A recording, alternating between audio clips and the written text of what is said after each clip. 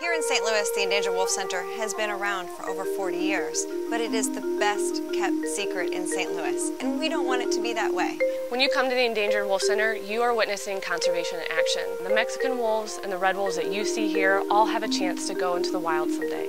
Every single Mexican wolf can trace its roots back to the Endangered Wolf Center. Keystone species, or apex predators like wolves, pumas, bears, are extremely important to the environment, to keeping an ecosystem healthy and balanced. And once they're removed, you start to see a trickle-down effect of the ecosystem kind of falling apart. And we've seen that before in places like Yellowstone. We saw elk and we saw moose and all of those large ungulate populations skyrocket. They were eating everything in sight. And so all of the trees, all of the riparian areas where beavers used to have their dams and songbirds lived in those trees, they were eaten down to just the very nubs. When they started reintroducing those wolves back, you started to see a little bit of an equalization coming back. Those wolves were keeping those animals in check. They were keeping the animals more robust and moving and more alert, so they weren't staying in one section longer.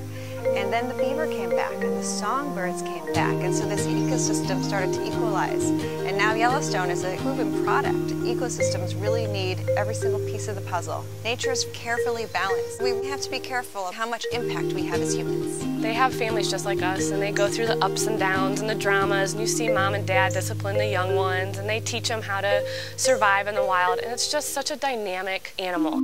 Marla Perkins was the director of the St. Louis Zoo in the late 60s, and he was the host of Mutual of Omaha's Wild Kingdom. He and his wife Carol founded the Endangered Wolf Center in 1971. Education is a key component to recovering endangered species, and so we have tons of different fun programs for people to come and learn about the endangered canines that we're taking care of. The more you know about endangered species, the more you can help, the more you're empowered, and the more you can pass on that information to others. Ultimately, conservation is about people. It's about the actions that people take to affect change, to affect wildlife and wild places.